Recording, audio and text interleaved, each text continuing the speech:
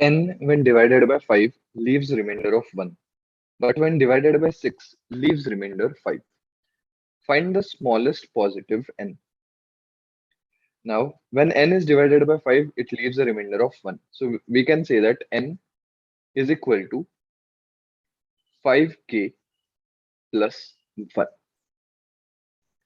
Now, it is mentioned that when n is divided by 6, it leaves a remainder of 5. So therefore, if we subtract 5 from this number n, then the resultant value will be divisible by 6, right? So therefore, let's subtract. So we have your 5k plus 1 minus 5, that is 5k minus 4. So 5k minus 4 now is divisible by 6. Now, if we substitute values of k, we will find out at exactly what value of k will we get the number divisible by 6. So if we substitute k is equal to 0, then this number becomes 0 minus 4, that is minus 4. Now it is not divisible by 6, so therefore k is not equal to 0.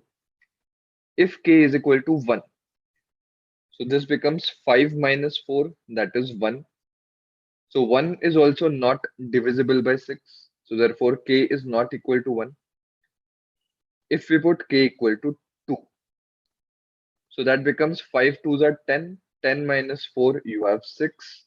Now this 6 is divisible by 6. So therefore k is equal to 2. So this value is correct. So therefore we can substitute this value of k, that is equal to 2, in the value of equation of n. So therefore it becomes 5 into 2 plus 1, that is 10 plus 1, 11. So that is our answer. So 11 is the smallest value of n, which when divided by 5 leaves a remainder of 1, and which when divided by 6 leaves a remainder of 5.